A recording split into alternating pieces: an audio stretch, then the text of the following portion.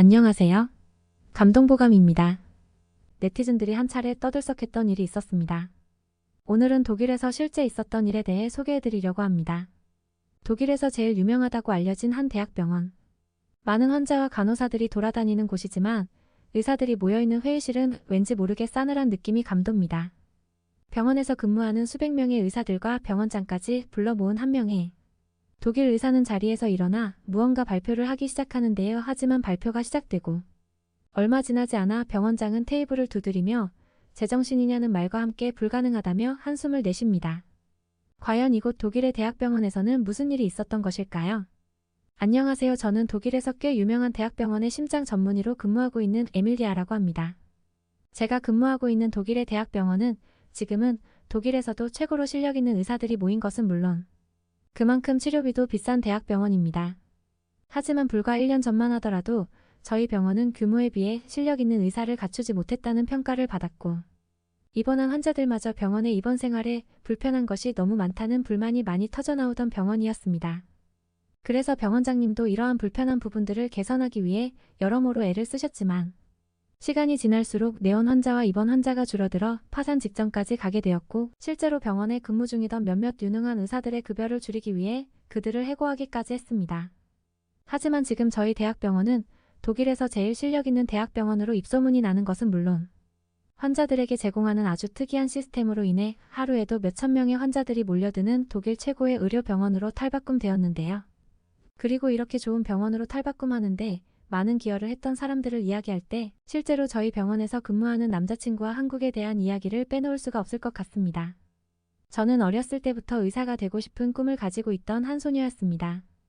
부모님 두 분 모두가 각각 대학병원에 간호사로 평생을 근무하셨었기 때문에 제가 의료인으로서의 장래희망을 가지게 되는 것은 매우 자연스러운 현상이었죠. 부모님께서도 어느 정도 경제적으로 여유가 있으셨기 때문에 저를 의사로 만들기 위해 양질의 교육을 받게 해주셨고 최종적으로 저는 독일에서 제일 유명하다는 의대에도 무사히 입학할 수 있었습니다. 물론 저를 의대에 입학시키기 위해 정말 많은 교육비를 내주신 부모님의 도움도 있었지만 저도 멋진 의사가 되기 위해 밤낮을 가리지 않고 공부를 한 결과물이었습니다. 하지만 처음 입학한 독일의 의과대학에서 저는 굉장히 놀랄 수밖에 없었습니다.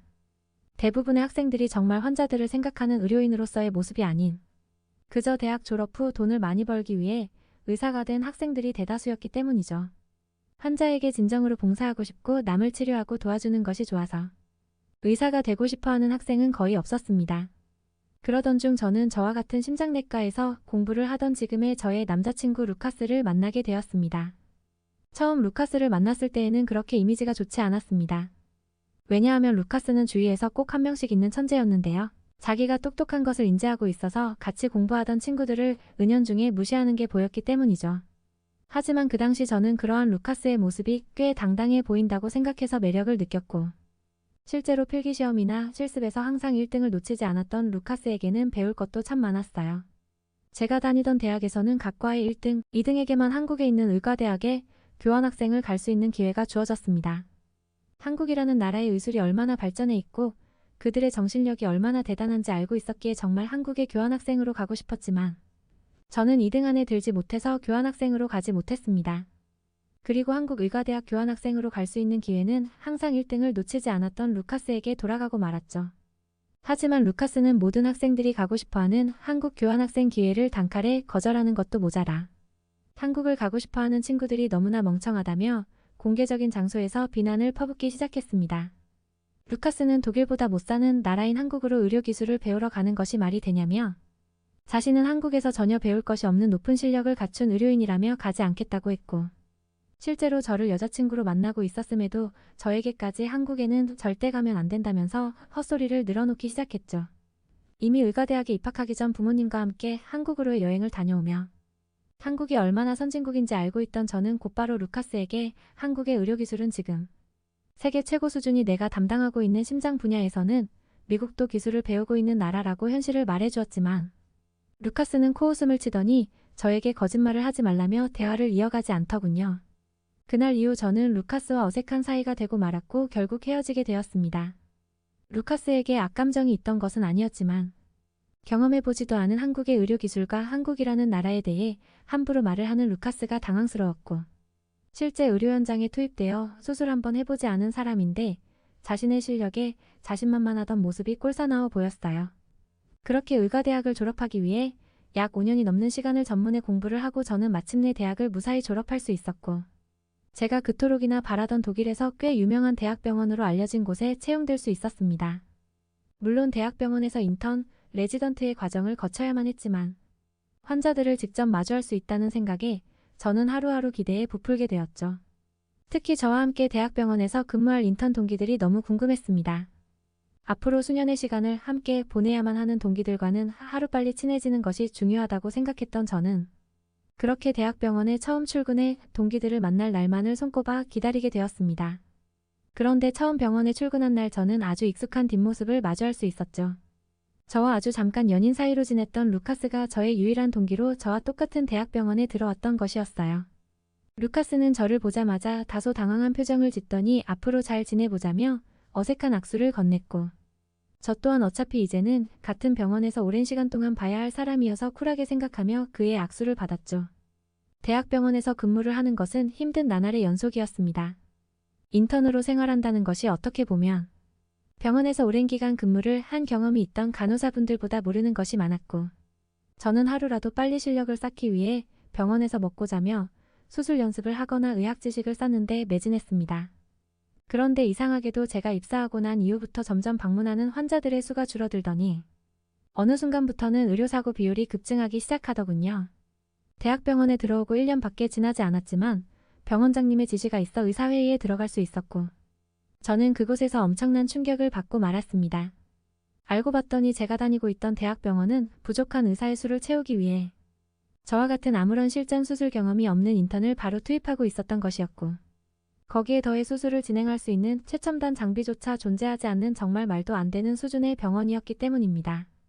분명히 독일에서는 꽤 실력 있고 유명하다고 알려진 대학병원이었지만 소문과 달리 병원의 내부적으로는 의료사고와 관련된 소송들이 너무 많아 제대로 된 보상금조차 지급하지 못하고 있던 그런 병원이었죠. 문제의 해결법은 단순했습니다. 실력 있는 의사들을 고용하는 것은 물론 최첨단 의료 장비를 구매해 올바른 수술이 진행될 수 있는 수술실을 준비하기만 하면 되는 것이었죠.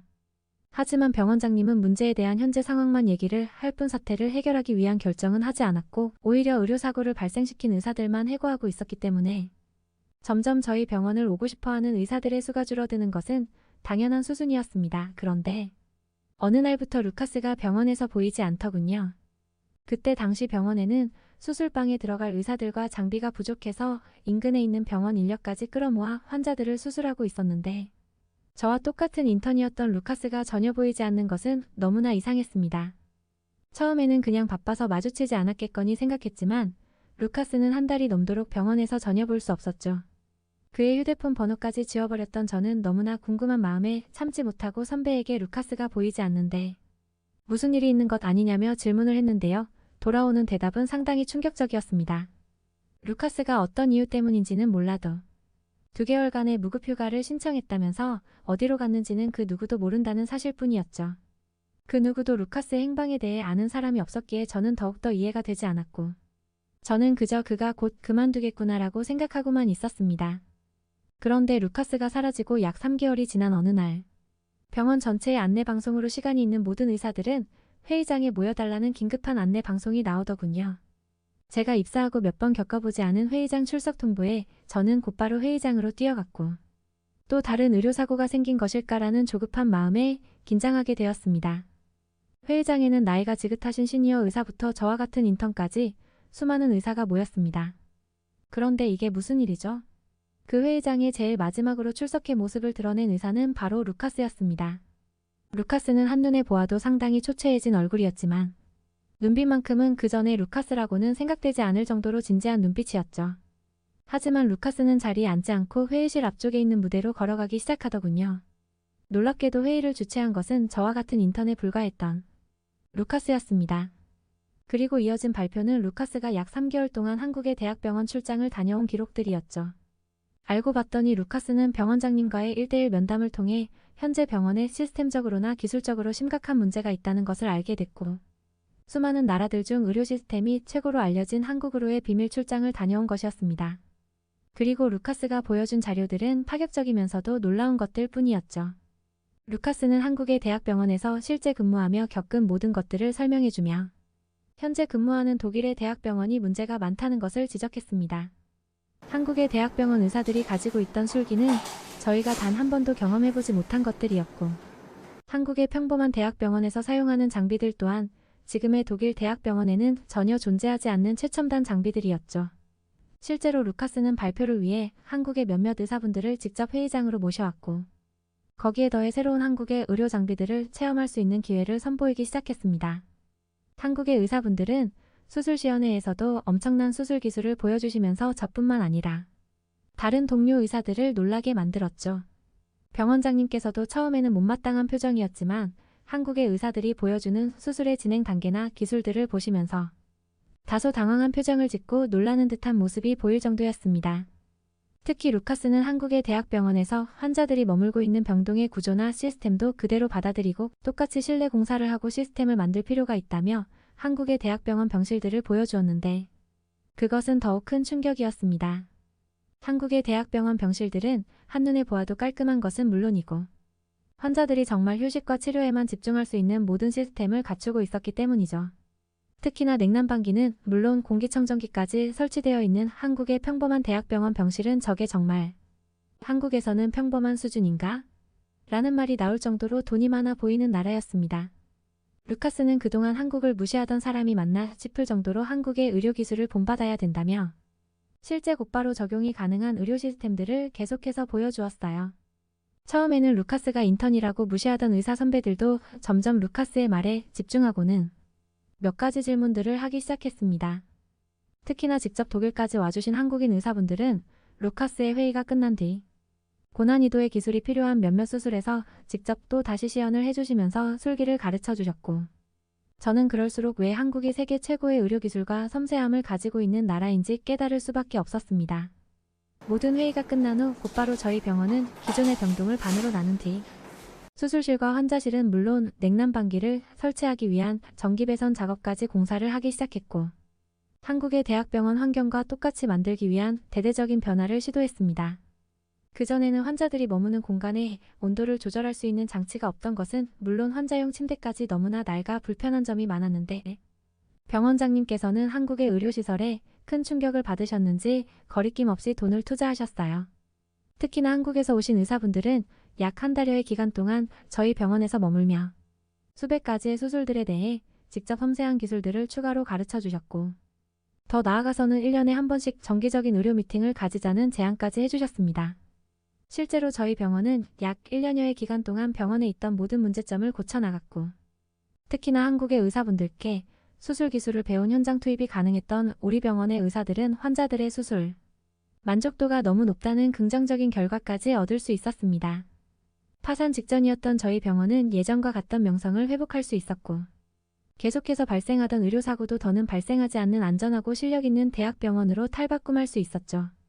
그리고 저와 루카스에게도 큰 변화가 생겼는데요. 평소 한국의 문화와 생활에 익숙하던 저는 루카스와 함께 한국의 대학병원으로 정기적인 미팅을 하기 위해 출장을 가는 인원이 될 수 있었고, 지금도 독일과 한국을 왔다 갔다 하며 선진국 한국의 의료기술을 더더욱 많이 배우기 위해 노력을 하고 있죠. 그리고 서로 붙어있는 시간이 길어서인지 저는 루카스와 다시 만나게 되었습니다. 잦은 한국 미팅으로 한국이 너무나 살기 좋다는 것을 확인한 저와 루카스는 최종적으로는 한국의 대학병원에서 근무하며 한국에서 살고 싶다고 생각을 했고, 그 꿈을 이루기 위해 준비하고 있습니다. 물론 한국의 대학병원으로 가기 위해서는 더욱 많은 실력을 갈고 닦아야 해서 오랜 시간이 걸리겠지만, 그만큼 한국은 의료뿐만 아니라 사람의 생활에 있어서도 최고의 나라인 것이 분명하니까요. 오늘의 사연은 어떠셨나요? 정말 당연하다고 생각하며 받았던 한국의 의료 서비스가 세계 최고 수준이라고 하니 정말 자랑스러울 따름입니다. 오늘도 재미있게 이야기 들어주셔서 감사합니다. 구독과 좋아요는 영상 제작에 큰 힘이 됩니다. 잘 부탁드릴게요. 그럼 내일도 진한 감동을 드릴 수 있는 이야기로 찾아뵙겠습니다. 감사합니다.